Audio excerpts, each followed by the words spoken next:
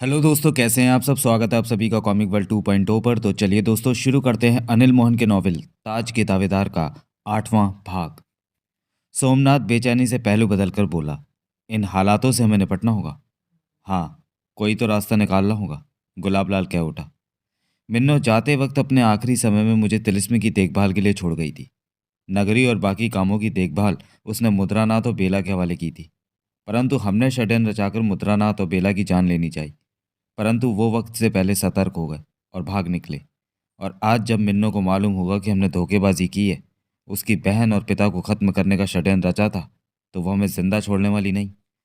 ओह, इस तरफ तो हमने सोचा ही नहीं था। सब तरफ सोचो। दालू बाबा के दांत भिज गए। जिंदा रहना है तो हर बात पर गौर करो।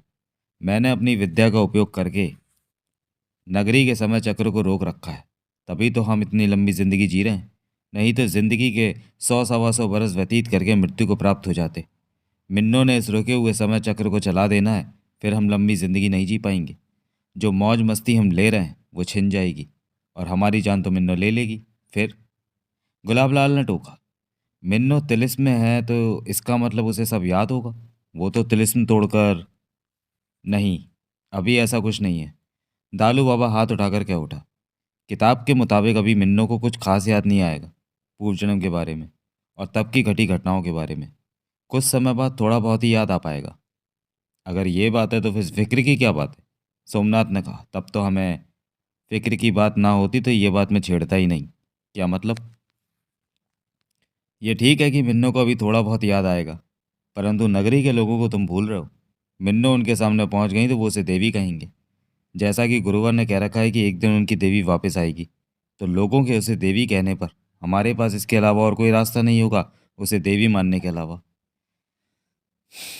लेकिन हम साबित कर सकते हैं कि वो देवी नहीं, गुलाबलाल बोला। कैसे। दालू बाबा ने उसे देखा। अमरू का कहना है कि उसके शरीर से मनुष्यों के शरीर की महक आती है, और ये महक तिलिस्मी नगरी के देवी के शरीर से नहीं आ सकती। ऐसे में मिन्नो वहीं झूठी हो जाएगी कि वो देवी नहीं हो सकती। तुमसे बड़ा बेवकूफ़ पहले कभी मेरी निगाहों के सामने से नहीं गुजरा। क्या मतलब। गुलाबलाल ने दालू बाबा को देखा। तुम मुद्रानाथ और बेला को भूल रहे हो, जो अभी तक हमारी कैद में नहीं आ सके। तुम क्या समझते हो कि वो आंखें बंद किए बैठे होंगे। हो सकता है वो मिन्नो से मुलाकात भी कर बैठे हों। मुद्रानाथ जैसा समझदार आदमी सारे हालातों पर पहले ही गौर कर चुका होगा या कर लेगा। ऐसे में मुद्रानाथ उसे अवश्य सफ़ेद पानी वाले तालाब में डुबकी लगवा देगा। उस तालाब में डुबकी लगाने के बाद नगरी के किसी भी व्यक्ति को मिन्नो के शरीर से मनुष्य की महक नहीं आएगी। ओह, मेरी बात का स्पष्ट मतलब है कि मिन्नो का आना हमारी मौत है। इससे पहले कि वह तिलिस्म से बाहर निकले उसकी जान ले ली जाए। यह सारा काम इस तरह हो कि किसी को यह सब होने की खबर भी ना लगे। शुभ सिंह को मत भूलो कि वो कैद से मुक्त हो गया है और अपने पुराने साथियों को इकट्ठा करने को कह गया है। नगरी में देवी के रूप में हर कोई मिन्नो को चाहता है। अगर अपनी खैरियत चाहते हो तो मिन्नो की ज़िंदगी खत्म हो जानी चाहिए। तिलिस्मी किताब में मिन्नो की मौत का जिक्र है, सोमनाथ ने पूछा। वो किताब यहाँ पर ख़त्म हो जाती है कि एक दिन देवी की वापसी होगी, दालू बाबा ने व्याकुल स्वर में कहा। वापसी के बाद क्या होगा इस बारे में किताब में नहीं लिखा। देर तक वहाँ खामोशी रही। मिन्नो का कोई तो इंतज़ाम करना ही होगा, नहीं तो हम कहीं के नहीं रहेंगे, सोमनाथ ने कहा। मैं अपने विश्वास भरे आदमी तिलिस्म भेजता हूँ मिन्नो को ख़त्म करने के लिए। यह काम इतना आसान नहीं है, दालू बाबा ने गंभीर स्वर में कहा। गीत लाल ने कई दिनों से मिन्नो को तिलिस्म में डाला हुआ है, परंतु वो अभी तक जीवित है। जबकि तिलिस्म में फंसकर उसे अब तक अपनी जान गंवा देनी चाहिए थी, लेकिन वो अभी तक बची हुई है। यही बात मैं देवा के बारे में कहना चाहता हूँ कि तिलिस्म के कई ताले तोड़कर वो अपनी बस्ती में जा पहुँचा है। मेरे लिए तो हैरानी की बात है, क्योंकि तिलिस्म में जगह जगह मौत बिछी है, वो मरा क्यों नहीं। तुम कहना क्या चाहते हो। यही कि कोई उनकी सहायता कर रहा है या कोई खास बात है जो दोनों अभी बचे हुए हैं। क्या ऐसा नहीं हो सकता कि मिन्नो को पूर्व जन्म की कुछ याद हो, तिलिस्म की विद्या कुछ ही उसके मस्तिष्क में हो, जिसके सहारे वो तिलिस्म को पार कर रही हो, सोमनाथ क्या उठा। मेरे ख्याल में तो ऐसा होना संभव नहीं, दालू बाबा ने सोच भरे सर में कहा। गुलाब लाल सिर हिलाकर क्या उठा। ठीक है, मैं तिलिस्म ही मिन्नो का जीवन समाप्त करने का प्रयत्न करता हूँ, लेकिन शुभ सिंह तो जानता है कि मिन्नो आ चुकी है। वो नगरी के सब लोगों को बता। दालू बाबा के चेहरे पर फैली कुटिलता भरी मुस्कान को देखकर वो ठिठका। मुंह से कह देने से क्या फर्क पड़ता है। मिन्नो खत्म हो गई तो उसे कोई नहीं देख पाएगा। शुभ सिंह की सारी बातें बेकार हो जाएंगी, क्योंकि कोई अपनी देवी को नहीं देख पाएगा। दालू बाबा ठीक कहता है। दालू बाबा ने गुलाब लाल को देखा। अब तुम्हारे हवाले क्या क्या काम है गुलाब लाल? मैं उन मनुष्यों से मालूम करूंगा जिन्हें कैद किया गया है और जो सेवक बने हुए हैं कि उन्हें पृथ्वी से पाताल में कौन लाया। और उधर मैं अपने आदमी तिलिस्म में भेजता हूँ जो मिन्नो के जीवन का अंत कर सके। यहाँ से जाते ही मैं इन दोनों कामों को अंजाम दूंगा। जल्दी मिन्नो खत्म हो जाए तो हमें चैन मिल सकेगा, दालू बाबा ने कहा। मिन्नो को जल्दी खत्म करूंगा। तुम कहते हो कि मिन्नो को पूजने के बारे में आधा अधूरा याद आएगा। ऐसे में तो हमें ज़्यादा चिंता नहीं होनी चाहिए कि उसे सब कुछ याद आ भी सकता है, दालू बाबा ने कठोर स्वर में कहा। कैसे? जब वो नगरी के लोगों के सामने देवी के रूप में आएगी तो बाद में मजबूरी में आकर मुझे तिलिस्मी ताज मिन्नो को सौंपना पड़ेगा। वो ताज सिर माथे पर रखते ही मिन्नो पुनः अपने पूर्व जन्म में प्रवेश कर जाएगी और वो वक्त हमारी मौत का वक्त होगा। दालू बाबा का सर बेहद सख्त हो चुका था, लेकिन मैं इस समय को नहीं आने दूंगा। बेशक इसके लिए मुझे अनुष्ठान करके हाकिम को ही क्यों ना बुलाना पड़े। हाकिम? दोनों के चेहरों पर घबराहट के भाव नजर आए। मिन्नो का अंत नहीं हुआ तो हाकिम को बुलाना ही पड़ेगा। दालू बाबा के दांत भिज गए।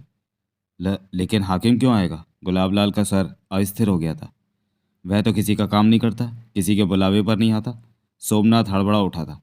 अगर तुमने उसकी चैन नींद में खलल डाला तो वो आज से 100 बरस पहले की बात है, दालू बाबा ने गंभीर स्वर में कहा। मेरे काम से खुश होकर हाकिम ने कहा था कि वो मेरे काम आएगा। बेशक किसी भी वक्त उसे याद कर लूँ, और अब हालात ऐसे हैं कि अगर तुम लोग कुछ ना कर सके तो मुझे हाकिम को बुलाना पड़ेगा। परंतु कोशिश करो कि हाकिम को बुलावा ना भेजना पड़े, क्योंकि हाकिम को बुलाने के लिए जो अनुष्ठान करना पड़ता है वो इतना आसान नहीं।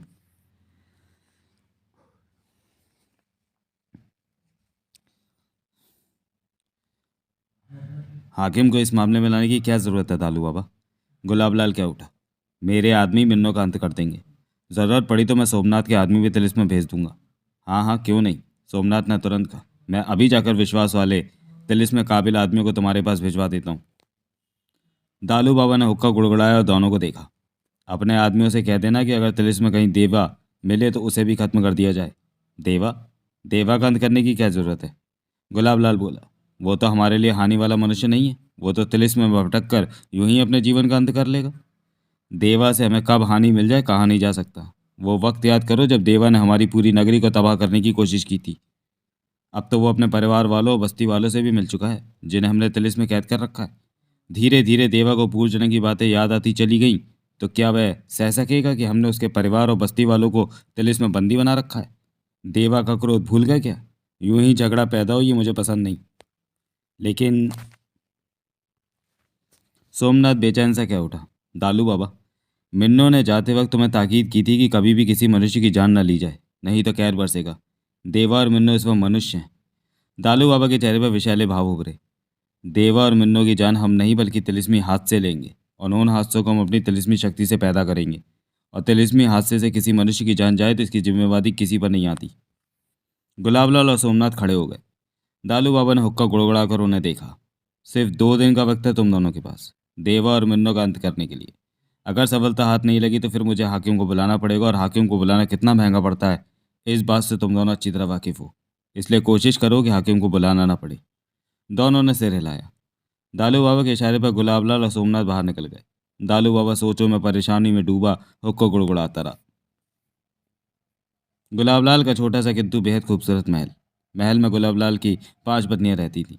पांचों एक से एक जवान और खूबसूरत। 6 औलादें थीं, जिनमें 4 लड़कियां और 2 लड़के थे। गुलाबलाल की एक बेटी शोभा अपने शयन कक्ष में जगमोहन से टांगें दबा रही थी। शरीर पर छोटा सा कपड़ा लपेट रखा था जो कि पूरी तरह नाकाफी था। उस पर भी वो रह रहकर उसे कह रही थी, एक ही जगह टांगें दबाते रहोगे? हाथों को थोड़ा ऊपर ले जाओ। ऊपर कपड़ा है, जगमोहन ने मुस्कुरा कर कहा। उसे थोड़ा और ऊपर कर लो। थोड़ा कितना? जितना तुम ऊपर करना चाहो, शोभा मुस्कुराई। तुम्हारे माँ बाप, भाई या कोई और ऊपर से आ गया तो? तुम मेरे सेवक हो, और सेवक से मैं कोई भी काम ले सकती हूँ। इस बात की तुम फिक्र मत करो, और कपड़ा ऊपर सरका दूँ। मैंने तुम्हें पूरी छूट दी। शोभा के खूबसूरत चेहरे पर मुस्कान उभरी। पूरी छूट? हाँ। ये पूरी छूट की हद कहाँ जाकर समाप्त होती है, इसकी इच्छा तुम पर है। जगमोहन ने गहरी सांस ली और कपड़ा थोड़ा और ऊपर सरकाकर टांग का ऊपरी हिस्सा दबाने लगा। शोभा मुस्कुराती हुई उसे देख रही थी। सब मनुष्यों में से तुम मुझे सर्वश्रेष्ठ लगे। उसके मोतियों जैसे दांत चमके। क्यों, मेरे में तुमने क्या खूबी देखी? जो देखी हम नहीं देखी, वरना आज से पहले सेवक के लिए कभी ऐसे भाव नहीं आए जो भाव तुम्हें देखकर हमारे मन में आए। शोभा का स्वर प्यार भरा था। कैसे भाव? हमारी इच्छा कर रही है कि हम तुमसे ब्याह कर लें। ब्याह? जगमोहन जल्दी से बोला, क्या आप पागलों वाली बातें कर रही हो? मत भूलो मैं मनुष्य हूँ और मेरे शरीर से मनुष्यों की गंध आती है। ऐसे इंसान के साथ तुम कैसे ब्याह कर सकती हो? सफ़ेद पानी के तालाब में हम तुम्हें नहला देंगे, तब तुम्हारे शरीर से उठने वाली मनुष्य की महक का एहसास किसी को नहीं होगा। शोभा ने जैसे फैसला लेते हुए कहा। सफ़ेद पानी का तालाब? हाँ, जब देखोगे तो सब समझ जाओगे। देखो, जगमोहन समझाने वाले सर में क्या उठा। पृथ्वी पर मेरी 10 पत्नियां हैं, 24 मेरे बच्चे हैं। ऐसे में ब्याह कैसे कर सकता हूँ? मुझे उनकी जिम्मेवारी पूरी करनी है। और बेकार की बात मत करो, मेरे 8 पति हैं, फिर मैं 9वीं शादी करने जा रही हूँ तुम्हारे साथ। 8 पति? जगमोहन ने अजीब सी निगाहों से उसे देखा। हैरान क्यों हो गए? मेरी एक बहन के तो 16 पति हैं, बहुत खूबसूरत है वो। 16 पति? जगमोहन टांग दबाना छोड़कर उसे देखने लगा। हमारी सेवा करते रहो। जगमोहन पुनः टांग दबाने लगा। चाहो तो कपड़ा और ऊपर सरका लो। नहीं, इतना ही बहुत है। वो तुम्हारे 8 पति कहाँ हैं? जगमोहन ने अजीब से लहजे में पूछा। वो हमारे खेतों में काम कर रहे हैं। खेतों में? जगमोहन के होंठ सिकुड़े। हाँ, हम चारों बहनों के 48 पति हैं, उनके हवाले कोई काम तो करना है। खेत उनके हवाले कर दिए कि वे उनकी देखभाल ठीक करें। कुछ तो तिलिस्मी की पहरेदारी पर लगा रखा है। तो अब वो तुम्हारे पास नहीं आते? मेरे पास क्या करने आएंगे? कभी ज़रूरत महसूस होती है तो एक को बुला लेती हूँ। मतलब कि अब तुम मुझे भी खेतों में काम पर लगाने का प्रोग्राम बना रही हो? जगमोहन ने व्यंग्य से कहा। ऐसा मत कहो, तुम्हें तो अपने दिल में बिठाऊंगी, शोभा ने प्यार से कहा। ये शब्द तुमने उन 8 पतियों से भी कहे होंगे शादी करने से पहले। हाँ, तो क्या हो गया? तब वो मेरे पति बनने वाले थे। ठीक कहती हो। जगमोहन व्यंग्य से कह उठा। पति पालना तुम्हारा पुराना काम है। हाथ और ऊपर कर लो, कपड़ा और ऊपर कर लो, वहाँ तुम्हारी टांगे नहीं कुछ और है। जगमोहन ने तीखे स्वर में कहा। जानती हूँ, मैं तुम्हें ब्याह से पहले ही सारे अधिकार दे देना चाहती हूँ। शोभा मुस्कुराई। सारे अधिकार?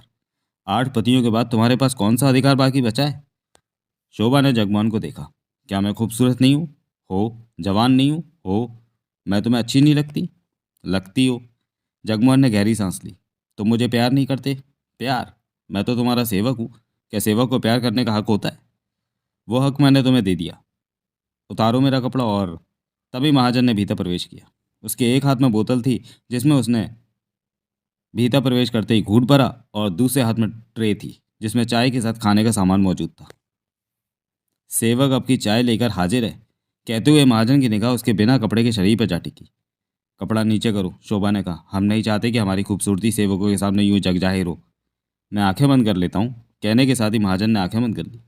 जगमोहन ने कपड़ा नीचे करके शोभा की टांगें ढांपी और उठ खड़ा हुआ। बैठ जाओ, हमारे साथ चाय पियो। जगमोहन से कहने के पश्चात शोभा ने महाजन को देखा। चाय बनाओ। महाजन ने बोतल को पैंट में फंसाया और आगे बढ़कर टेबल पर ट्रे रखी और चाय बनाने लगा। इस दौरान उसने जगमोहन को देखा, जिसके चेहरे पर ऐसे भाव थे कि वो कहाँ फंसा है। शोभा जी, महाजन बोला, सेवक एक बात पूछना चाहता है। पूछो। आपकी टांगों में दर्द रहता है क्या? नहीं। लेकिन ये सवाल तुमने क्यों पूछा? इसलिए कि जब भी मैं आपकी सेवा में कोई सामान लेकर आता हूँ तो ये सेवक आपका कपड़ा उठाकर ऊपर करके आपकी टांगों को दबाता रहता है। वैसे मैं मसाज करने में बहुत एक्सपर्ट हूँ। आप मुझे 4 घंटों के लिए मौका दें तो मैं आपकी टांगों की तकलीफ हमेशा के लिए दूर कर दूंगा। महाजन मीठे स्वर में बोला। जगमोहन मन ही मन मुस्कुराया। तुम्हें जो सेवा दी गई है वो पूरी करो, मेरे मामले में दखल मत दो, शोभा ने तीखे स्वर में कहा। जो हुक्म। महाजन ने सिर हिलाया। मैं तो यूं ही सलाह दे रहा था। कहने के साथ ही महाजन ने 2 जगह चाय बनाई और शोभा के साथ एक प्याला जगमोहन को भी थमा दिया।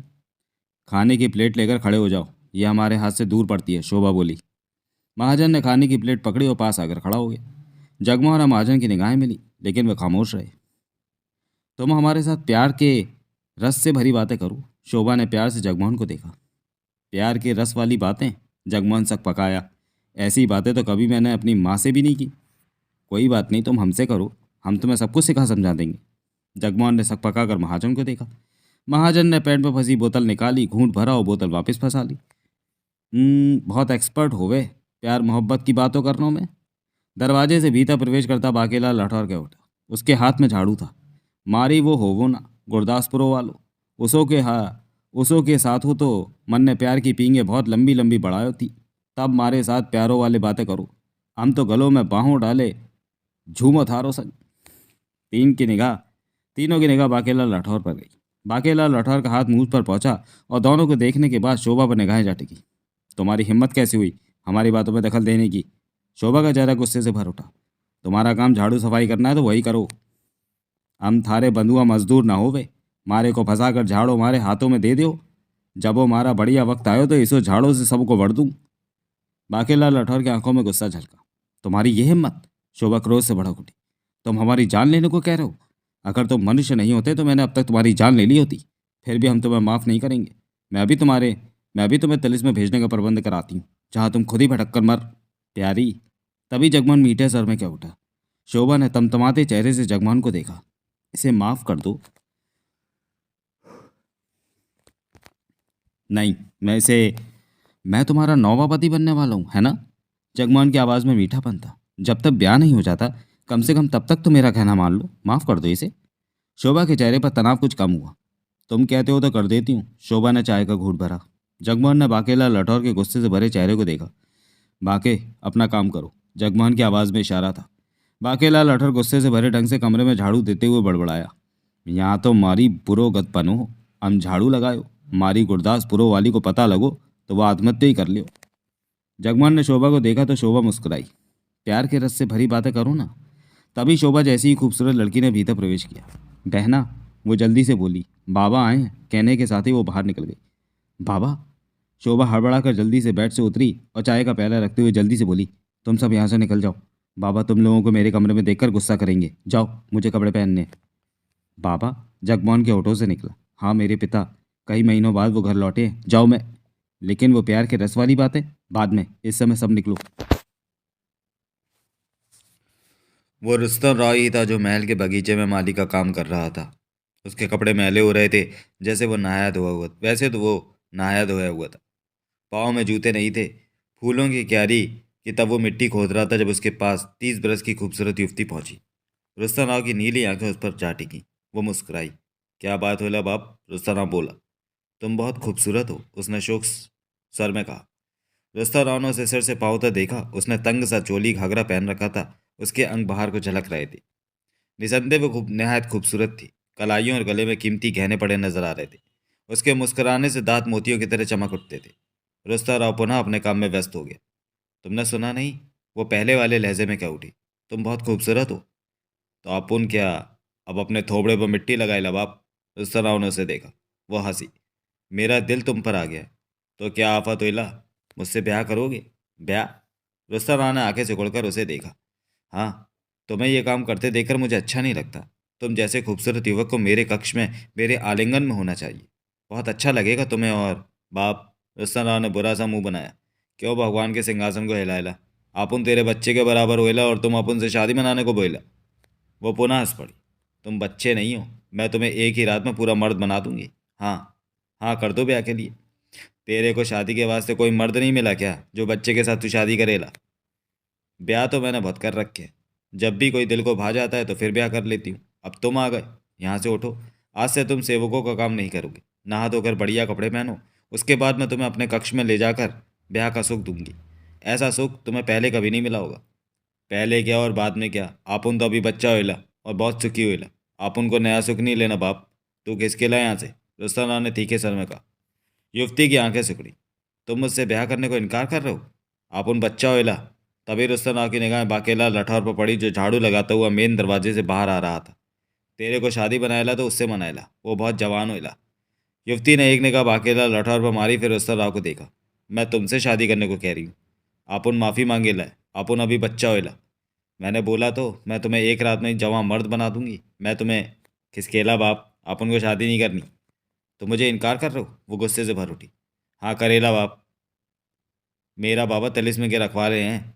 गुलाब लाल है उनका। उनसे कहकर मैं तुम्हें तिलिस्म भिजवा दूंगी।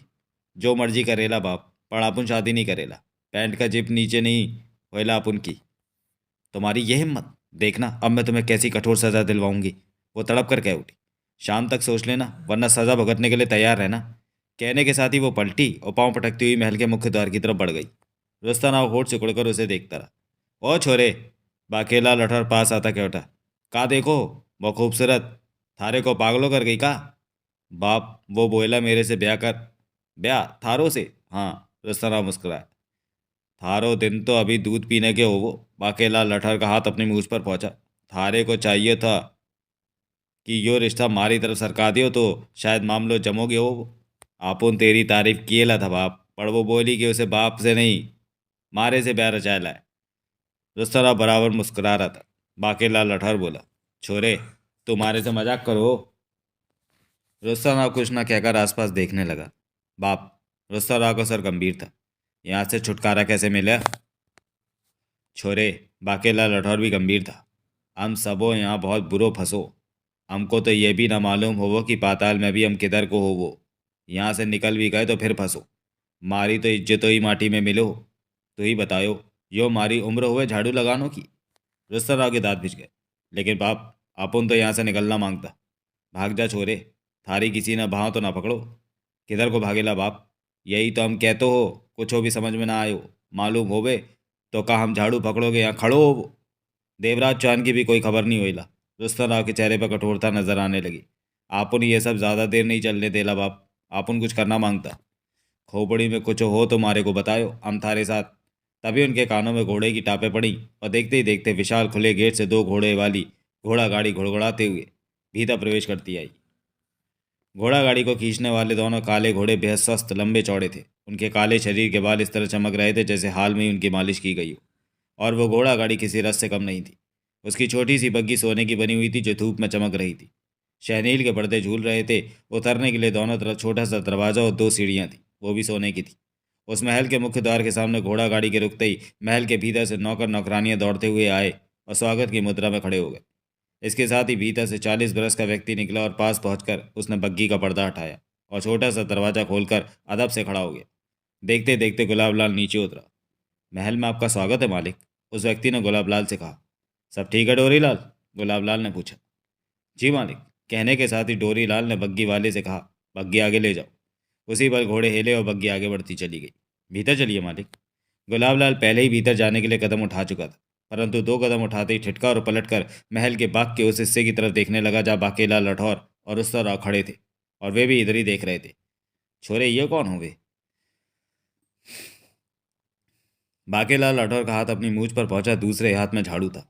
वो जो अपन से शादी के वास्ते बोली थी, ये उसी का बाप होइला। वो बोली थी कि उसका बाप आने वाला है। बाप को गुलाब लाल कह ली थी वो। गुलाब लाल? बाकेलाल लठौर बड़बड़ा उठा। ये अपन को क्यों देखेला है? मारे को ताड़ दिया होगा। मारी मूछें इसको जच गई लगो। बाप, रुस्तम राव के चेहरे पर गंभीरता थी। आप उनको लगेला कि इसे पहले भी कहीं पे देखेला है, ये बात पक्का बोला है। छोरे, तम इसको पहली बार देखो और बोलो पहले भी इसको देखो। मालूम नहीं बाप, पर अपन ठीक बोला कि इसे पहले भी देखेला है। रुस्तम राव के माथे पर बल नजर आने लगे थे। और ये बात भी पक्का होला कि इसे इस जन्म में तो पहली बार ही देखेला। मारे को लगो कि तुम का दिमाग फिरो। रुस्तम राव की निगाहें बराबर गुलाब लाल पर ही टिकी रहीं। गुलाब लाल बोला, डोरी लाल, वो दोनों कौन है? सेवक हैं। ये वो मनुष्य हैं जो पृथ्वी से आए हैं, परंतु हमारे पहरेदारों ने इन्हें कैद करके यहाँ भेज दिया और मैंने इन्हें सेवक के काम पर लगाकर व्यस्त कर दिया, डोरीलाल ने कहा। इन्हें पास बुलाओ। डोरीलाल ने ऊंचे सर में पकार कर दोनों को पास आने को कहा। छोरे, बुलावा आयो, आ। दोनों उस तरफ बढ़ने लगे। उनके कुछ पास जाने पर गुलाब लाल ने जब उनके चेहरे को स्पष्ट रूप से देखा तो चेहरे पर हैरानी छाती चली गई। आंखों में अविश्वास के भाव उछलने लगे। बाकेलाल लठौर और रुस्तम राव करीब आकर ठिठक गए। भंवर सिंह? गुलाब लाल बाकेलाल लठौर पर निगाहें टिकाए हैरानी की हालत में खड़ा था। बाकेलाल लठौर ने आसपास देखा, फिर गुलाब लाल से कहा, तब मारे से बोलो। हाँ भंवर सिंह, मैं। हम भंवर सिंह ना ही हो वो, हम बाकेलाल लठौर होवे। अभी तुम्हारे को जानो ना। तुम भी वापस आ गए भंवर सिंह? गुलाब लाल की हालत वैसी ही थी। मारे को फिर बोलो भंवर सिंह, थारी बुद्धि तो ठिकाने पर होगा कि नहीं? गुलाब लाल की नज़र रुस्तम राव पर जा टिकी। इस दौरान उसकी आंखें और फैल चुकी थी। त्रिवेणी, तुम भी आ गए? तुम दोनों एक साथ यहाँ? जाने क्यों रुस्तम राव की आंखों में तीव्र चमक लहरा उठी। तुम दोनों को फिर सामने देखकर मैं पागल हो गया हूँ, गुलाबलाल अजीब से लहजे में कह उठा। डोरीलाल हैरानी से गुलाबलाल को देख रहा था। और कौन कौन है तुम लोगों के साथ? और कौन लोग हैं तुम्हारे साथ, या फिर तुम दोनों ही हो? छोरे, मारे को तो लगो इसे की खोपड़ी तो गयो कामों से। यहाँ कोई पागल खाना भी होवे या नहीं? वैसो मारी जान पहचान बरेली के पागल खाने में हो, इसो को वहीं भर्ती कराव देवेंगे। जबकि रुस्तम राव की चमकदार निगाह गुलाब लाल पर थी। बाप, रुस्तम राव के होठों से निकला, आप उनसे पहचाने ला? क्या बोले तुम? रुस्तम राव गुलाब लाल को देखता रहा, जबकि गुलाब लाल क्या उठा। तुमने यहाँ आकर बहुत बड़ी गलती की है। कालू राम को तुमने बुरी मौत दी थी। उसका पिता पेशीराम अभी जिंदा है और कई शक्तियों का मालिक है।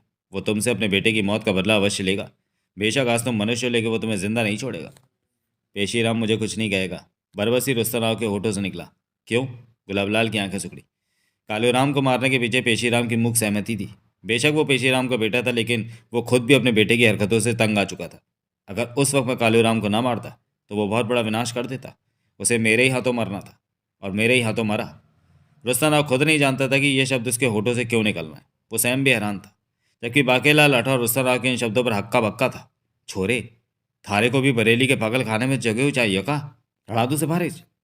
रुस्तम राव ने परेशान सी निगाहों से बाकेलाल लाठौर को देखा, फिर गुलाबलाल को। तुम इतने बड़े महल के मालिक कैसे बन गए गुलाबलाल? रुस्तम राव के होठों से निकला। गुलाबलाल चौंका, चेहरे पर कुछ घबराहट भी उभरी। तुम्हें तुम्हें सब याद है? तभी रुस्तम राव को लगा कोई तीव्र हवा उसके बालों को छूती सरसरा कर निकली हो। इसके साथ ही रुस्तम राव को लगा कि वह कहीं दूर चला गया, लेकिन अब वापस आ गया। इसका मतलब तुम्हें सब याद है? गुलाबलाल की आंखें सिकुड़ चुकी थी। आप उनको याद नहीं होला बाप, रुस्तम राव ने कहा। जो बोला मालूम नहीं आप उनके मुंह से कैसे वो निकला। चेहरे पर उलझन सी नजर आने लगी थी। गुलाबलाल देर तक रुस्तम राव को देखता रहा। मारे छोरे को तू आंखों ही आंखों में खावेगा का?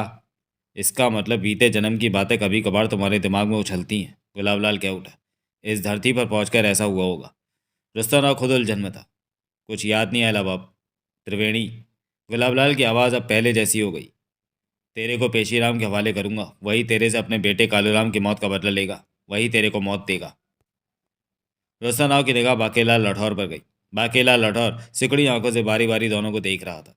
चेहरे पर सोच और गंभीरता थी, जबकि रुस्तम राव के कानों में फकीर बाबा के कई शब्द गूंज रहे थे कि पहले जन्म में भी तूने ही कालूराम को मारा था, जबकि वो मेरा बेटा था।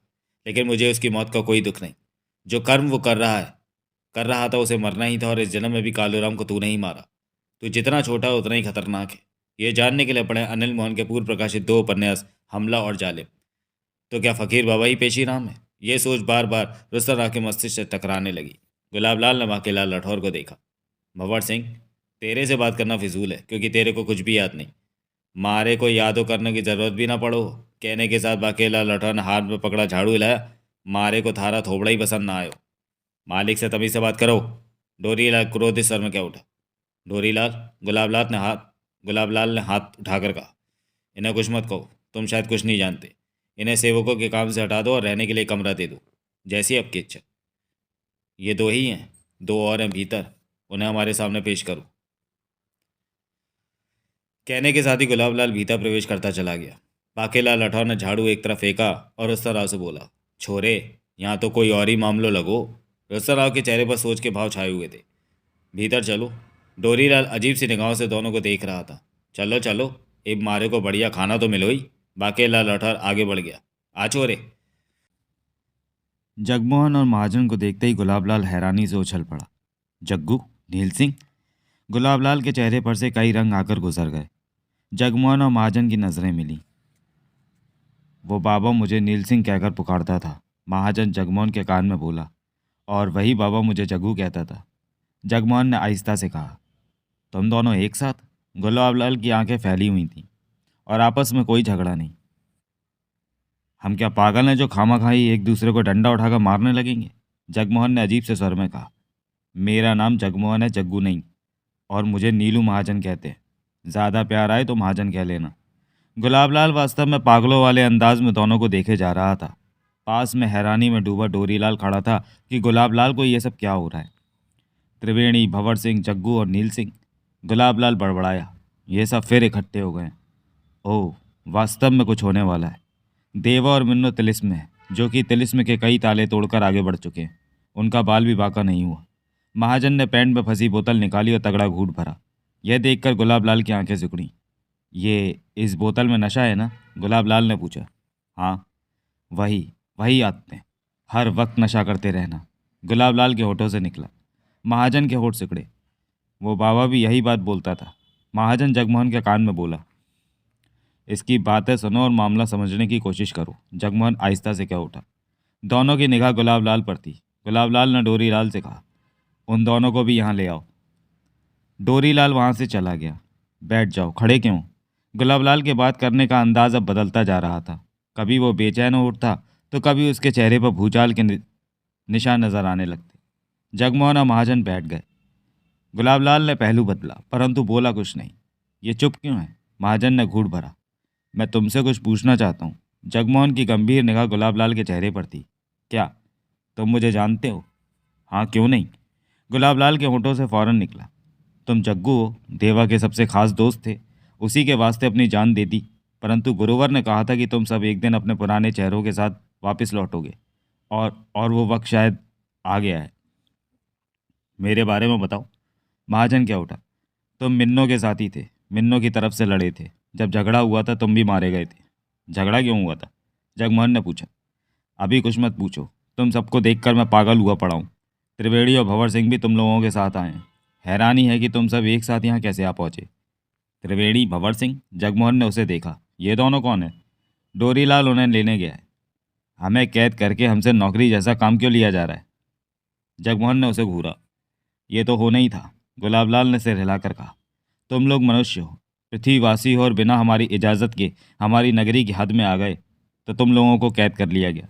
वैसे तो हम ऐसों को ख़त्म कर देते हैं, परंतु कुलदेवी ने आदेश दिया था जब भी मनुष्य इस नगरी में प्रवेश कर जाए तो उसकी जान न ली जाए, वरना अनर्थ हो जाएगा। यही कारण है कि तुम लोगों की जान न लेकर सेवकों का काम लिया जा रहा है। कुलदेवी कौन है? महाजन ने पूछा। तभी कदमों की आहट गूंजी। डोरीलाल ने बाकेलाल राठौर और रुस्तर राव के साथ भीतर प्रवेश किया। मौज ले रहे हो बादशाह? बाकेलाल राठौर का हाथ उन्हें देखते ही मूंछ पर पहुंच गया। तू भी ले ले भाई। महाजन क्या उठा। मिल बांट कर खा पी लेते हैं। गुलाबलाल क्या उठा। बैठो बैठो। बाकेलाल राठौर और रुस्तर राव कुर्सियों पर बैठ गए। रुस्तर राव के चेहरे पर गंभीरता और व्याकुलता उभरी हुई थी। निगाहें गुलाबलाल पर थीं। गुलाबलाल ने बेचैनी से पहलू बदला। मैं तुम लोगों से एक सवाल पूछना चाहता हूँ। गुलाबलाल ने कहा। पृथ्वी से पाताल में आने जाने का रास्ता कोई सामान्य मनुष्य नहीं जान सकता, और तुम सब सामान्य मनुष्य हो। थारो इसो बातों का मतलब का होवे गुलाबलाल भाइयों? मैं ये जानना चाहता हूँ कि तुम लोगों को पाताल तक रास्ता किसने बताया। मालूम तो हो कि हमारी नगरी में कौन गद्दार रह रहा है। कहते हुए गुलाबलाल के दांत भिज गए। मारे को नहीं मालूम कि वो थारी नगरी का होवे या मारी नगरी का। वो बाप। रुस्तर राव एकाएक तेज स्वर में क्या उठा। नहीं बोला तू? बाकेलाल राठौर ने रुस्तर राव को देखा। रुस्तर राव के चेहरे पर सख्ती नाच रही थी। छोरे, तू मारे को ऑर्डर देवे? हाँ बाप, मुंह बंद। का जमाना आ गए। छोरा बापू को मुंह बंद रखने का ऑर्डर दो। मानो भाई, थारा ऑर्डर पूरा का पूरा मानो। ले मुंह बंद। कहकर बाकेलाल राठौर ने मूंछ को ताव दिया।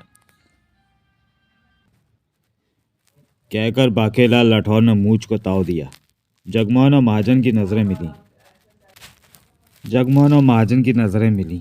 वे खामोशी रहे, जबकि गुलाबलाल की सिकुड़ चुकी आंखें रुस्तर राव पर जा टिकी थीं।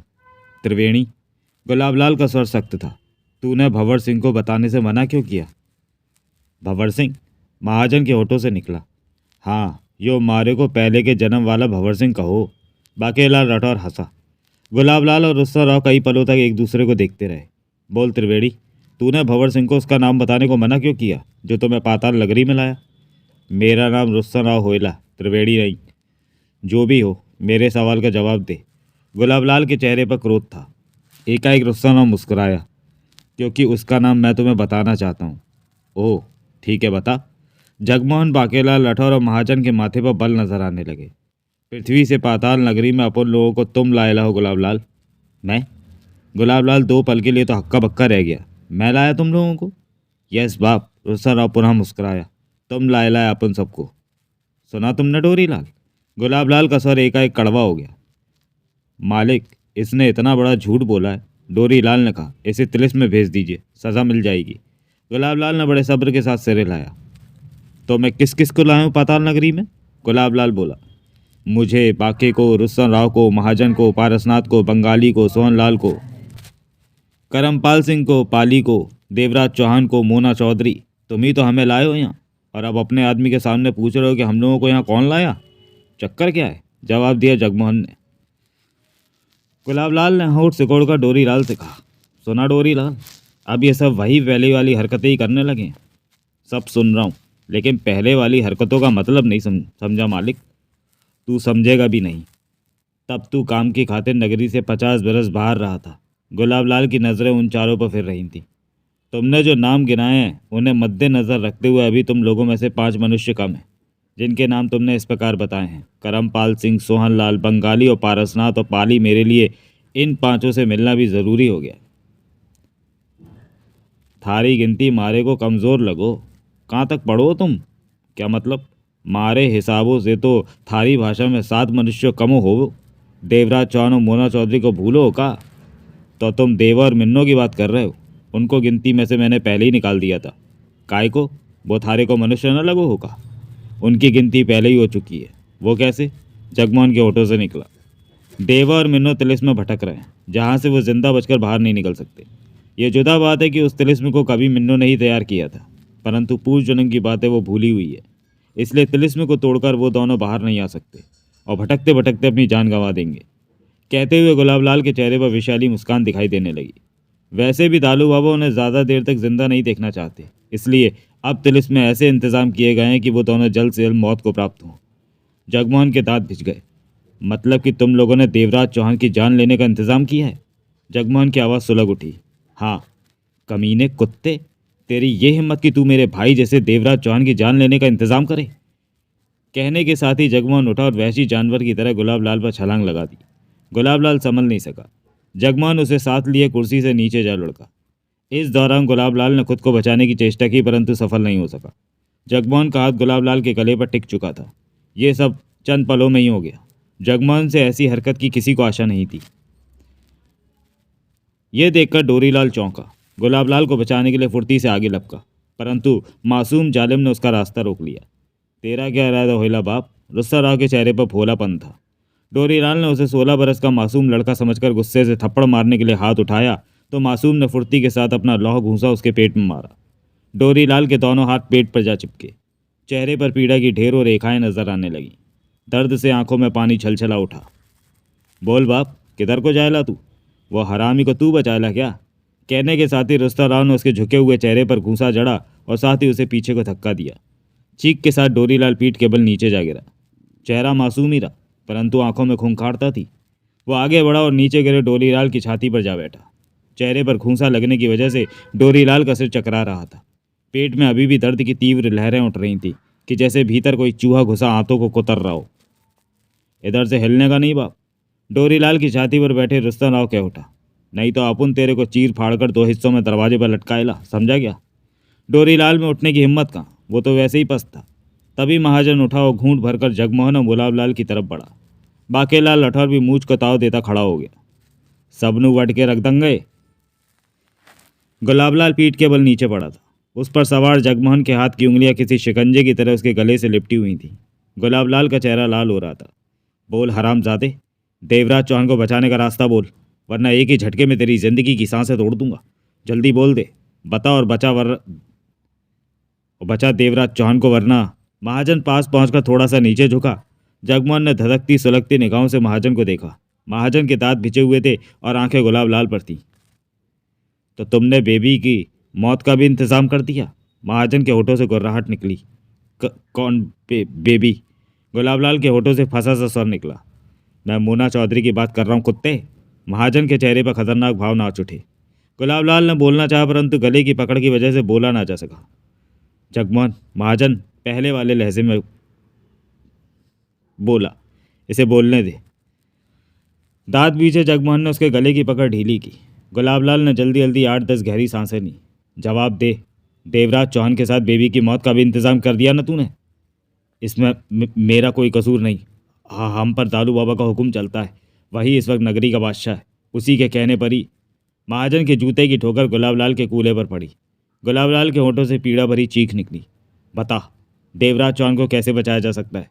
जगमोहन की आंखों में पागलपन झलकने लगा था। मैं नहीं जानता। दालू बाबा ही जानता होगा कि देवा और मिन्नू को कैसे बचाया जा सकता है। कहाँ है तेरा वो हरामजादा दालू बाबा? जगमोहन के होठों से गुर्राहट निकली। नीले पहाड़ पर दालू बाबा वहीं रहता है, चल। जगमोहन ने उसका गला छोड़कर सिर के बाल पकड़े। हमें वहाँ। बाबा। उसी वक्त वहाँ ज़ोरदार चीख गूंजी। सबकी निगाह दरवाजे की तरफ उठी, जहाँ गुलाबलाल की वो बेटी खड़ी थी जो रुस्तम राव से ब्याह करने को कह रही थी। बांके, जगमोहन चीखा, पकड़ ले इसे। बाकेलाल लठौर जल्दी से दरवाजे की तरफ भागा। युवती पलटकर पूरी शक्ति से भाग खड़ी हुई। एब तम का भागो गुलबतन, हम थारे पीछो, थारे से ब्याह करके वास्ते आ रही आऊ। एक बारो मारो से ब्याह करके तो देखो। हम थारों को एक ही झटकों में 50 की माँ बना दो। मारे पासो तो बीकानेर के खासो वैद्यों की दवा हो वो। एब तो रुक जा मारी जानो। परंतु वो आगे भागती हुई गला फाड़कर चीखे जा रही थी। बाकेलाल राठौर ने उसे पकड़कर उसके होठों पर अपनी हथेली टिका दी, परंतु तब तक उसकी चीखों ने महल में भगदड़ पैदा कर दी थी। आवाज़ें और भागने का शोर बाकेलाल राठौर के कानों में पड़ने लगा। बाकेलाल राठौर के दांत भिज गए। थारी माँ ने थारे को यही सिखाया कि सुहागरातों के वक्त गलो फाड़ के चीखो। सुहागरातों नहीं मनानो तो ब्याह का प्याज काटने वास्ते करियो। बाकेलाल राठौर गुर्रा उठा। युवती के होठों पर बाकेलाल राठौर की हथेली टिकी थी। वो अब चीख बोल न पा रही थी। भय से उसकी खूबसूरत आंखें फटी जा रही थीं। बाकेलाल राठौर की निगाह हर तरफ घूम रही थी। जिधर वे दोनों थे वहां से महल की 3 दिशाओं में जाने के लिए 3 रास्ते थे, और उसके देखते ही देखते तीनों रास्तों में दौड़ते हुए महल के पहरेदारों और अन्यों ने भीतर प्रवेश किया। उनके हाथों में खंजर, तलवार और कटारें थीं। मिनट भर में ही बाकेलाल राठौर घिर चुका था। एक आदमी हाथ में लंबा सा खंजर थामे आगे बढ़ा और खूंखार स्वर में बोला, छोड़ दो इसे। हमने तो इसो को यूं ही पकड़ो। इसो से मारा ब्याह करने का इरादा न होवे, तुम अपनी गोद में बैठाई लो। यो मारे बाप की तो होवे ना। कहने के साथ ही बाकेलाल राठौर ने उसे छोड़ दिया। युवती गहरी गहरी सांसें लेती थकी आवाज़ में क्या उठी, भीतर कमरे में इन मनुष्यों ने बाबा को पकड़ रखा है, जल्दी बचाओ उन्हें। हालात पलटा खा चुके थे। कमरा वही था। जगमोहन महाजन, बाकेलाल राठौर और रुस्तम राव भी वहीं थे, परंतु अब वे कुर्सियों पर बंधे हुए थे। गुलाबलाल और डोरीलाल के अलावा 6 पहरेदार भी मौजूद थे, जिन्होंने कमर पर हथियार लगा रखे थे। गुलाबलाल उसी कुर्सी पर बैठा था। उसका चेहरा सामान्य था, परंतु गले पर लाली नजर आ रही थी जहां जगमोहन ने अपना पंजा जमाया था। डोरीलाल गुलाबलाल के पास ही खड़ा था। पेट का दर्द अब ठीक हो चुका था, लेकिन चेहरे पर पड़े घूंसे की वजह से वहां कुछ सूजन थी और वह रह रहकर क्रोध भरी नज़रों से रुस्तम राव को देखने लगता। गुलाबलाल ने अपने गले पर हाथ फेरा और जगमोहन से शांत स्वर में बोला, तेरी सारी आदतें वही है जग्गू। देवा के खिलाफ सुनना नहीं और उसके लिए अपनी जान तक दांव पर लगा देना। बहुत खास याराना रहा तेरा, पहले भी और अब भी। देवराज चौहान को कुछ हो गया तो मैं तुझे जिंदा नहीं छोड़ूंगा। जगमोहन कुर्सी पर बंधा गुर्रा उठा। अब तू मेरा कुछ नहीं बिगाड़ सकता। गुलाबलाल मुस्कुरा उठा। दालू बाबा को संदेश भिजवा दिया है। उसके आदमी आकर तुम्हें नील सिंह और भंवर सिंह को ले जाएंगे। अब दालू बाबा ही तुमसे पूछेगा कि कौन है वो गद्दार जो तुम लोगों को इस नगरी में लाया, और त्रिवेणी को तो मैं पेशीराम के हवाले करूंगा, ताकि इससे वो अपने बेटे की मौत का बदला ले सके। पेशीराम को भी संदेश भिजवा दिया है। रुस्तम राव के होठों पर मुस्कान उभरी। तीनों खा जाने वाली निगाहों से गुलाबलाल को देखे जा रहे थे। डोरीलाल, जी मालिक। अभी 5 मनुष्य और हैं इस नगरी में जो इनके ही साथी हैं। मैं उनसे भी मिलना चाहूँगा। उन 5 के नाम इन्होंने लिए थे, याद है वे नाम? गुलाबलाल ने उसे देखा। हाँ मालिक, पारसनाथ, करमपाल सिंह, बंगाली, सोहनलाल और पाली। देखो ये चारों कहाँ हैं? अवश्य किसी ने इन्हें कैद करके अपनी सेवा में लगा रखा होगा। इन चारों को तलाश करो और पकड़कर मेरे सामने पेश करो। मैं अभी तलाश करवाता हूँ मालिक। कहने के साथ ही डोरीलाल बाहर निकल गया। 4 घंटे उन्हें बंधे बंधे बीत गए। डोरीलाल तो जा चुका था। गुलाबलाल भी वहां से महल के भीतर अपने परिवार के पास चला गया, परंतु आंखों में व्याकुलता और चेहरे पर परेशानी स्पष्ट देखी जा सकती थी। बीते जन्म के चेहरों को देखकर उसका मन अनजानी आशंका से भर उठा था। 4 घंटे बाद गुलाबलाल को खबर मिली कि पेशीराम जी आए।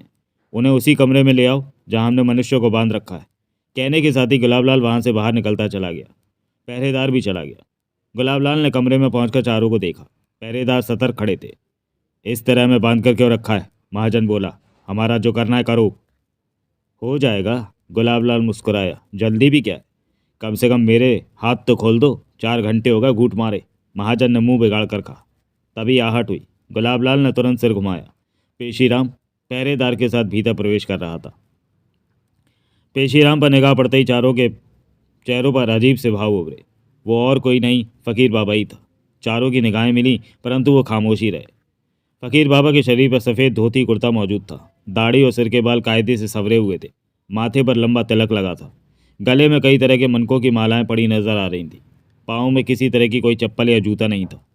फकीर बाबा ने सब पर निगाह मारी, फिर शांत लहजे में मुस्कुराकर गुलाबलाल से बोला, पेशीराम, तुम्हारी सेवा में तुम्हारे बुलावे पर पेश है गुलाबलाल। ओह पेशीराम, अब तुम वो नहीं हो जो कभी हुआ करते थे। अब तो तुम पाठ, पूजा, तिलिस्म, विद्या और सिद्धि के दम पर मुझसे कहीं ऊंचा उठ चुके हो। अब तो गुरुवर भी तुम्हें मान इज्जत देते हैं। यह तो गुरुवर की कृपा है। पेशीराम के चेहरे पर मुस्कान और आवाज़ में मिठास थी।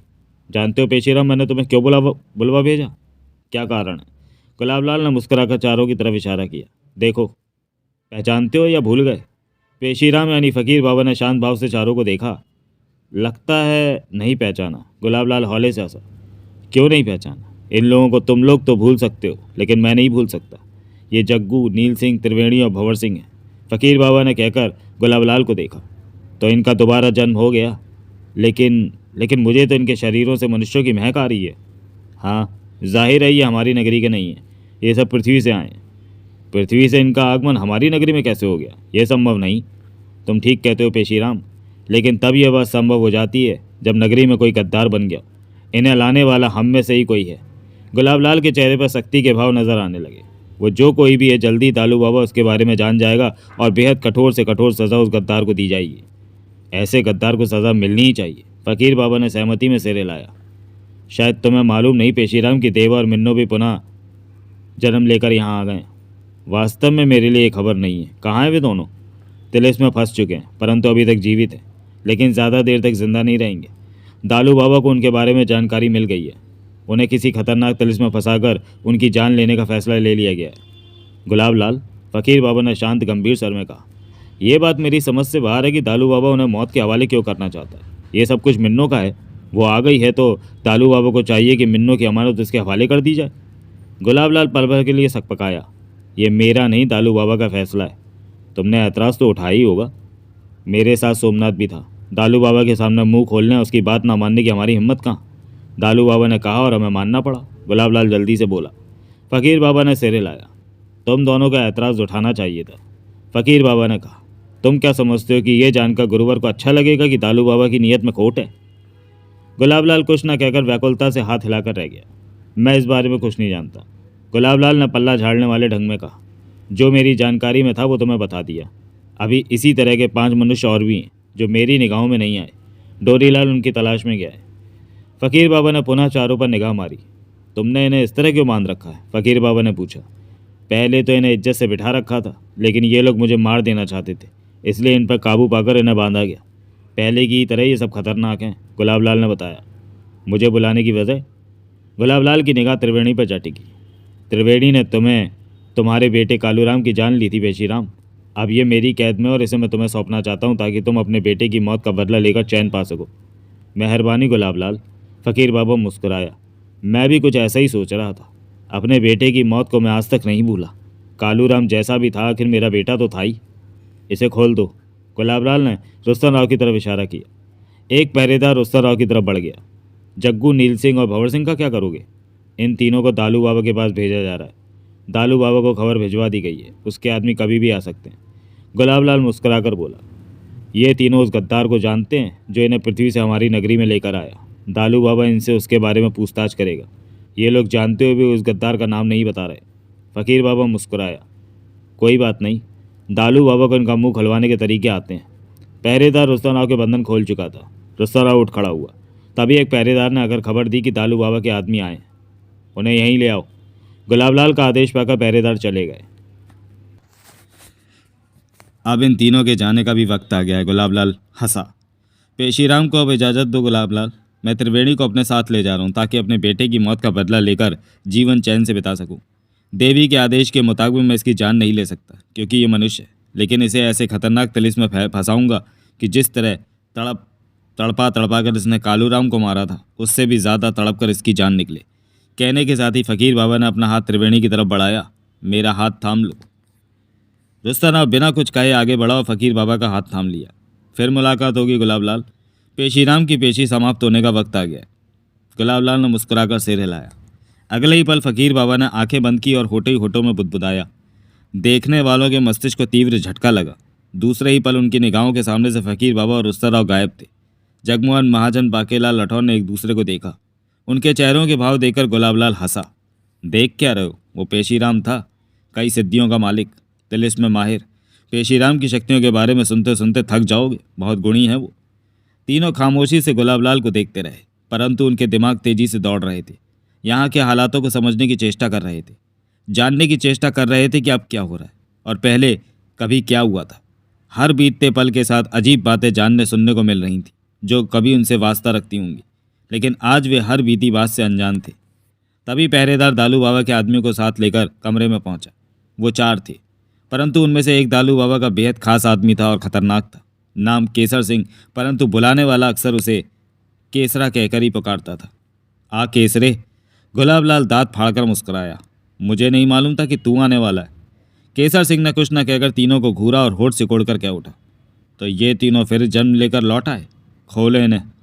बहुत गलती कर दी इन्होंने वापस आकर। पहरेदार तीनों को खोलने में व्यस्त हो चुके थे। इनसे मालूम करना किस गद्दार ने इन्हें हमारी नगरी का रास्ता दिखाया है, गुलाब लाल बोला। सब मालूम हो जाएगा, जो हम नहीं जानना चाहते वो भी ये बता देंगे। केसर सिंह हंसा। तीनों के बंधन खुल गए।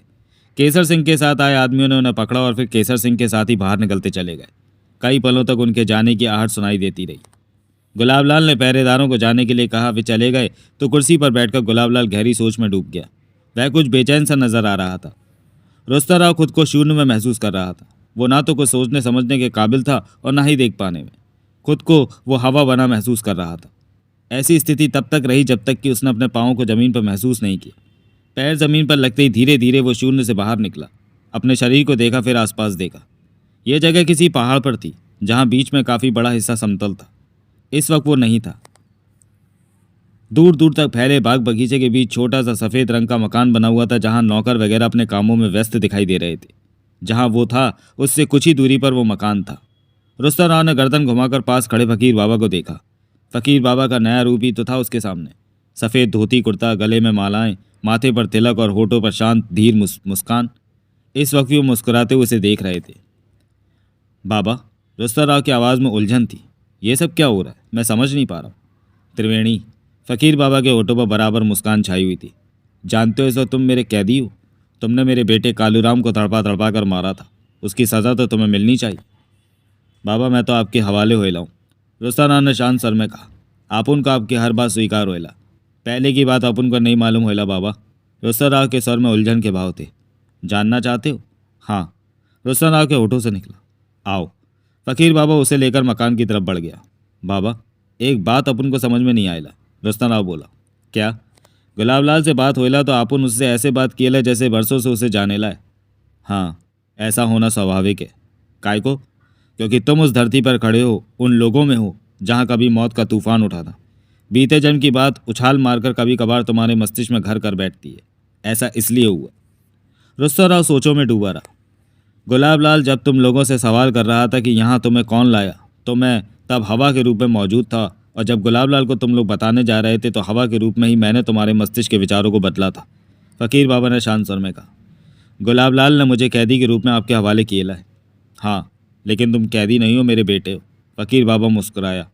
लेकिन गुलाब लाल का तो कहना है कि मैंने आपके बेटे कालूराम की हत्या की थी। रुस्ता राव ने बाबा को देखा। कालूराम ने अपने कर्मों का फल पाया है। मैंने उसे पहले ही आगाह कर दिया था कि जिस रास्ते पर वो बढ़ रहा है वो रास्ता उसके अंत का कारण बनेगा, लेकिन उसने मेरी एक ना सुनी। उसकी बुरी हरकतों से मैं खुद दुखी था। दूसरों के सामने उसकी हरकतों से मेरा सिर झुका जा रहा था, और बहुत ठीक मौके पर वो तुम्हारे हाथों मरा, नहीं तो वो और जाने क्या मुसीबतें खड़ी करता। रुस्ता राव कुछ ना कह सका। तुमने कालूराम को एक नहीं 2 जन्मों में मारा है, फकीर बाबा ने शांत स्वर में कहा। 2 जन्मों में? हाँ, अभी जो तुम्हें बताया वो पहले जन्म की बात थी। उसके बाद तुमने दूसरा जन्म लिया था। अब ये तुम्हारा तीसरा जन्म चल रहा है, और तीसरे जन्म में भी तुम कालूराम को मार चुके हो। पहले और तीसरे जन्म में कालूराम का नाम कालूराम था, और जब तुमने तीसरे जन्म में कालूराम को मारा तब भी वो बुरी हरकतों का मालिक था। तब भी तुम उसे नहीं मारते तो वो जाने कितनों को ख़त्म कर देता। देवा और मिन्नों में दुश्मनी की दीवारों को और भी बुलंद कर देता। ये जानने के लिए पढ़े अनिल मोहन के 2 पूर्व प्रकाशित उपन्यास देवराज चौहान और मोना चौधरी के हमला और जालिम। रुस्ता राव गहरी सांस लेकर क्या उठा। बाबा, इस जन्म में अगर मैं कालूराम को ना मारेला तो वो इंस्पेक्टर वानखेड़े और फिर मुझे ख़त्म करेला। मैं जानता हूँ, और मुझे तुमसे कभी भी कोई शिकायत नहीं रही। फकीर बाबा मुस्कुराया। ये दालू बाबा कौन होला बाबा? रुस्ता राव ने पूछा। इस वक्त तो इस सवाल के जवाब में इतना ही कह सकता हूँ कि वक्त ने उसे नगरी के ज़र्रे ज़र्रे का मालिक बना दिया है। जो वो चाहता है वही होता है। फकीर बाबा गंभीर हो उठा। जगमोहन महाजन और बाकेला लठौर को गुलाब लाल ने दालू बाबा के पास भेजेला है। दालू बाबा उनके मुंह से जानेला कि इस नगरी में हमें कौन लाएला। उनके मुंह में आपका नाम निकेला बाप। कहने के साथ ही रुस्ता राव ने प्रश्न मरी निगाहों से फकीर बाबा को देखा। फकीर बाबा ने सहमति में सिर हिलाया। ये ठीक है कि दालू बाबा के पास मुझसे ज़्यादा शक्तियाँ हैं, लेकिन मेरे पास इस बात का इंतज़ाम है कि वो उठ के मुंह से कुछ भी ना निकलवा सके। इस बात का पूरी तरह एहसास है मुझे। मैं सब ठीक कर दूंगा। रुस्तम राव ने यह नहीं पूछा कि उसके पास कैसा इंतज़ाम है। देवराज चौहान और मोना चौधरी तिलिस्म में होइला इस वक्त। हाँ, गुलाबलाल बताया कि दालू बाबा ने कुछ करेला तिलिस्म में उनकी मौत के वास्ते। वो खतरे में होइला बाप। फ़कीर बाबा के होठों पर मुस्कान उभरी। तुम ठीक कहते हो, मुझे इस बात की जानकारी पहले ही मिल चुकी है। मेरी नज़र इस नगरी में हर जगह पर मौजूद है। तिलिस्म में भी शायद ही ऐसी कोई खबर हो जो मुझसे छिप सके। परंतु तुम निश्चिंत रहो, ये तो बहुत पुरानी बात है जो तुमने सुन रखी है कि मारने वाले से बचाने वाला बड़ा होता है। आप उन नहीं समझेला बाप। इतना जान लो कि देवा और मिन्नो सुरक्षित हाथों में पहुंचने वाले हैं, फ़कीर बाबा ने विश्वास भरे स्वर में कहा। रुस्तम राव ने उलझन भरी निगाहों से फ़कीर बाबा को देखा। बाबा, तिलिस्म में उन्हें कौन बचाएला? जवाब में फ़कीर बाबा मुस्कुरा कर रह गया। दोनों खामोशी से आगे बढ़ने लगे, परंतु उलझनों में घिरा रुस्तम राव पुनः बोल पड़ा। बाबा, तुम कहेला कि तुम्हें गुरुवर से श्राप में लेला है कि जब तक तुम देवराज चौहान और मोना चौधरी में दोस्ती नहीं करवाएला तब तक तुम्हें मुक्ति नहीं मिलेला? फ़कीर बाबा ने गंभीरता से सिर हिलाया। हाँ, क्योंकि मैंने ही देवा और मिन्नो के बीच दुश्मनी की बुनियाद डाली थी। गुरुवर ने मुझे बहुत मना किया था कि मैं ये काम ना करूं, परंतु वो शायद मेरा बचपना था, नादानी थी। कभी कभी इंसान को बहुत देर बाद समझ में आता है कि उसने क्या गलत कर डाला। अब उसका अंजाम मेरे सामने है। चूंकि दुश्मनी का मामला मेरी वजह से ही शुरू हुआ, तो इसलिए गुरुवर ने मुझे श्राप दे दिया कि मैं तब तक मृत्यु को प्राप्त होकर मुक्ति नहीं पा सकता जब तक कि देवा और मिन्नो में पुनः दोस्ती नहीं करा देता। यही वजह थी कि मुझे पाताल नगरी छोड़कर कई बार पृथ्वी पर जाना पड़ा ताकि दोनों में दोस्ती करा सकूं। लेकिन मेरी कोशिश कामयाब नहीं हो पाई। बीते जन्म की दुश्मनी का असर अगले जन्म में भी नजर आया और इस जन्म में भी। अब इन सबको यहाँ लाकर दोस्ती कराने की कोशिश कर रहा हूँ कि शायद पूर्व जन्म की कुछ बातें इन्हें याद आ जाएं, दुश्मनी छोड़कर दोस्त बन जाएं और मैं अपने शरीर से मुक्ति पाकर आगे जा सकूं, नया जन्म पा सकूं, या फिर जो ऊपर वाले की इच्छा। रुस्तम राव फ़कीर बाबा को देखे जा रहा था। देवा और मिन्नो में दोस्ती कराने की कोशिश मुद्रा नाथ तो बेला भी कर रहे हैं। ये दोनों कौन होइला बाबा? मिन्नो का पिता और बहन बेला। तब मुद्रानाथ भी मिन्नो के साथ देवा से हो रही लड़ाई में साथ था, परंतु बाद में उसे भी मेरी तरह भूल का एहसास हो चुका है। मैं ही मुद्रानाथ को और देवा के पिता चौधरी विश्राम सिंह और उसके घर वालों को एक दूसरे के खिलाफ भड़काता रहता था, या यूं कह लो कि दूसरों के घरों में आग लगाकर मज़ा लेता था। लेकिन ये सब करना मुझे बहुत महंगा पड़ा, जिसे आज मैं भुगत रहा हूँ। फ़कीर बाबा की आवाज़ में उदासी आ गई। तब भी आपके पास यही सब शक्ति होला बाबा? नहीं, मैं बहुत साधारण इंसान था पहले जन्म में। मैं नाई था, हजामत करता था लोगों के घर घर जाकर।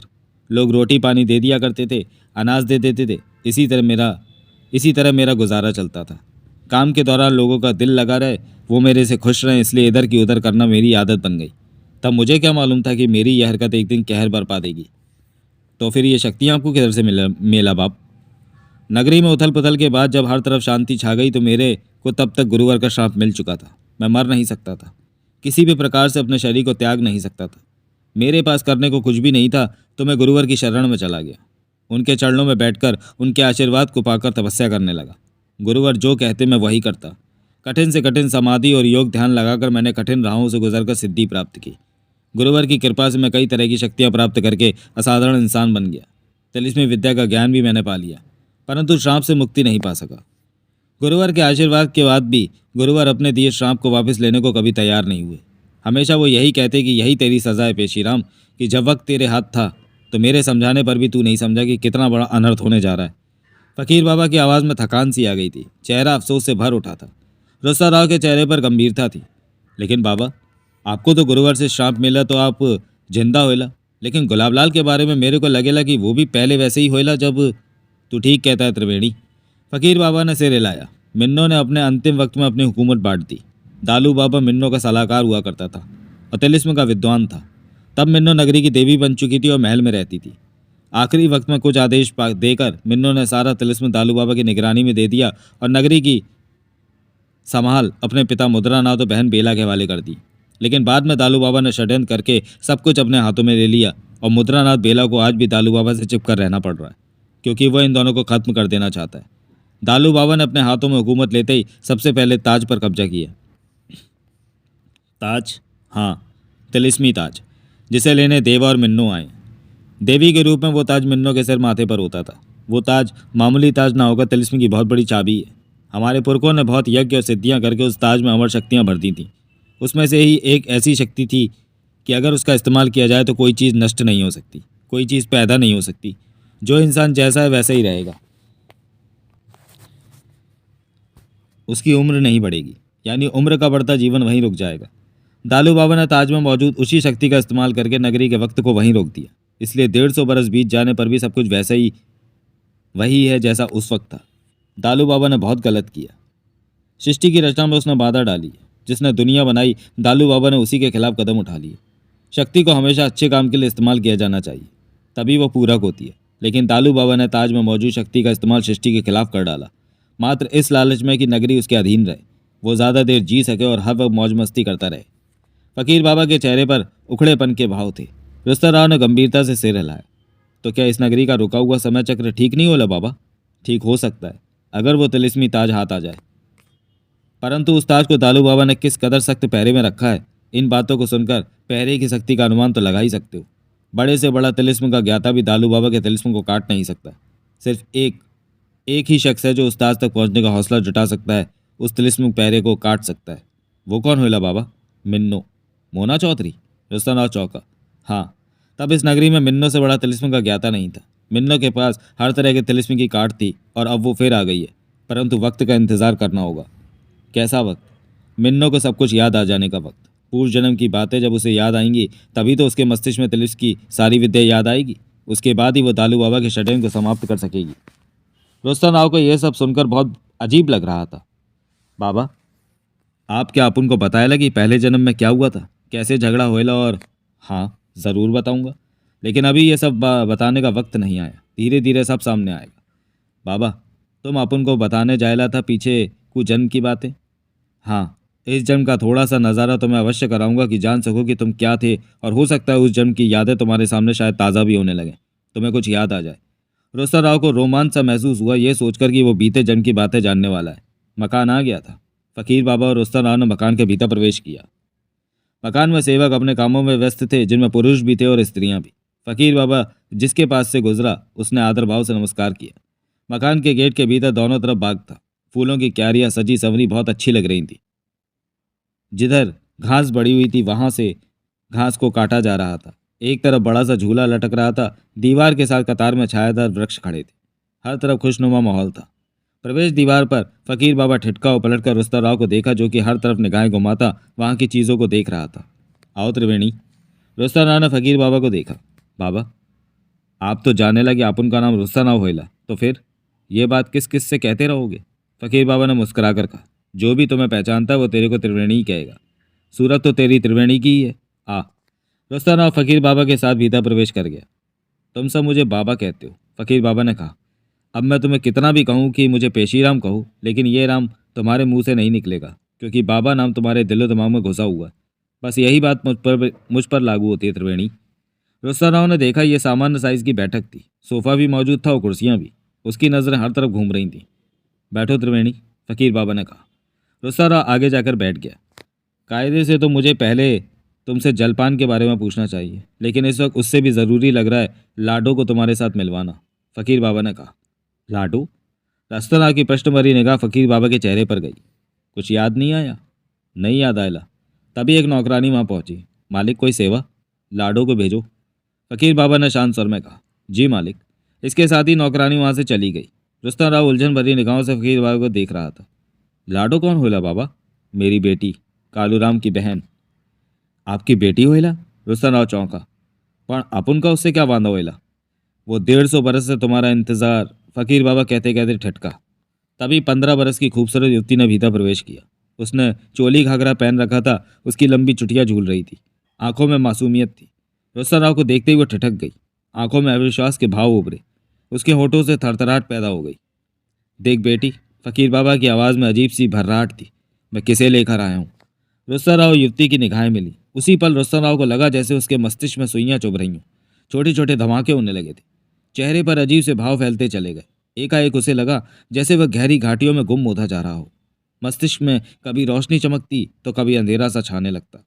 त्रिवेणी? उस युवती के होठों से कांपता स्वर निकला। लाडो? रुस्तम राव के चेहरे पर खुशी नाची। तू कहाँ चला गया था रे? लाडो आगे बढ़ी और करीब पहुंचकर उसने रुस्तम राव के पांव छुए। उसके बाद वो वैसे ही बैठी रही, खड़ी नहीं हुई।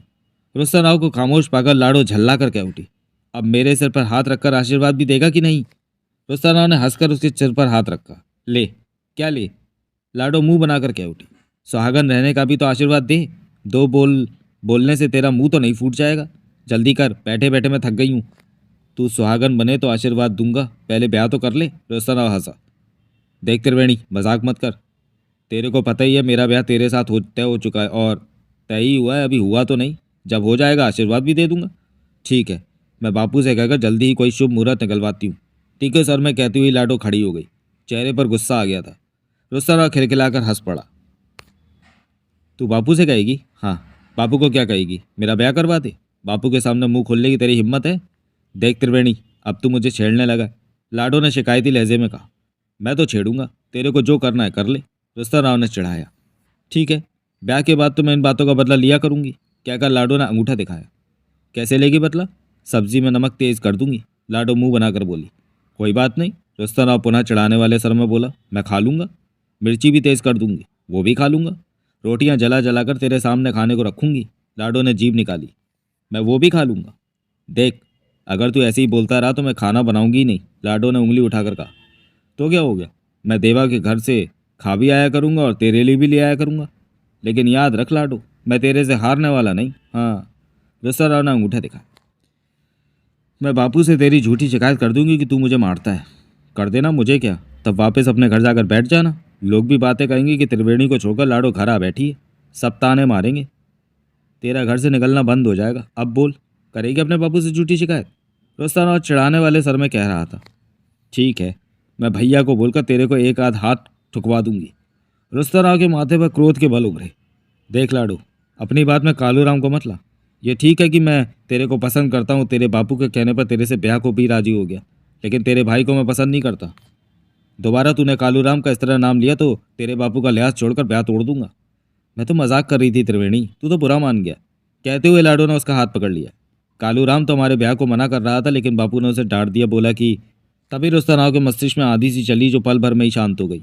अगले पल ही वह चौंका। लाडो उसके पास खड़ी थी और उसका हाथ थाम रखा था। गर्दन घुमाकर देखा तो कुछ ही कदमों की दूरी पर खड़ा फकीर बाबा गंभीर निगाहों से उसे देख रहा था। रुस्तम राव ने जल्दी से लाडो के हाथ से अपना हाथ छुड़ा लिया। उसके और लाडो के बीच जो बातें हुई थी वो सब याद थी उसे। वह समझ नहीं पाया कि उसने जो कहा वो कैसे कह दिया। लाडो के चेहरे को तो देखा तो लगा जैसे वो चेहरा उसका बरसों पुराना देखा भाला हो। एकाएक लाडो की आंखों से आंसू बह निकले। क्यों रे, तू तो बहुत डरपोक निकला। ब्याह के फेरे भी पूरे नहीं किए और भाग गया। 1 घंटा और रुक गया होता, फेरे पूरे होते ही मैं तेरी सुहागन तो बन जाती, फिर चला जाता। लाडो के होठों से थरथराता स्वर निकला। लाडो, रुस्तम राव के होठों से निकला। उस वक्त मेरा जाना बहुत ज़रूरी था, मुझसे भी ज़्यादा ज़रूरी था। लाडो की आंखों से बराबर आंसू बह रहे थे। हाँ लाडो, नहीं तो कालूराम देवा की जान ले लेता। वो मुझे फेरों पर छोड़कर मेरे ही भाई की जान लेने चला गया। तू मैं कालूराम की जान लेने नहीं गया था। रुस्तम राव के होठों से खुद ब खुद ही ये शब्द निकल रहे थे। मैं तो उसे समझाने गया था कि वो गलत काम कर रहा है, लेकिन मुझे देखते ही वो भड़क उठा। मेरी भी जान लेने लगा था, लेकिन मेरे हाथों मारा गया। उसके बाद फिर वापस क्यों नहीं लौटा तू मेरे से ब्याह के लिए? आ नहीं सका, देवा का साथ में नहीं छोड़ सका।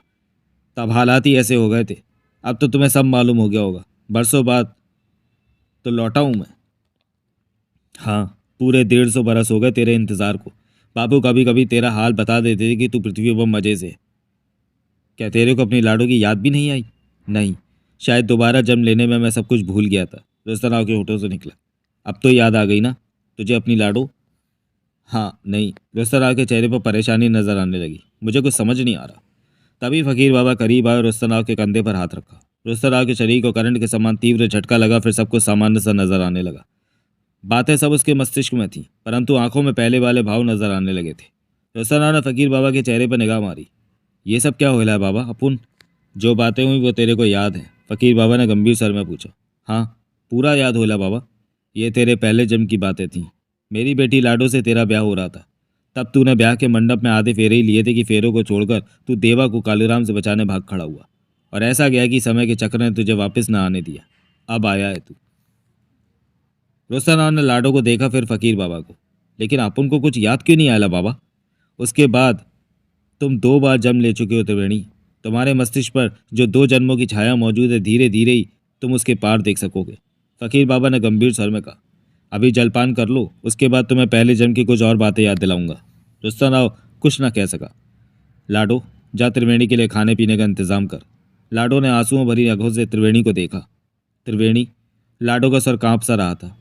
अब तो तू मुझे छोड़कर नहीं जाएगा, उन फेरों को पूरा करेगा ना जो तू बीच में ही छोड़कर चला गया था? वायदा कर नहीं जाएगा। रुस्ता राव ने व्याकुल और उलझन भरी निगाहों से फकीर बाबा को देखा।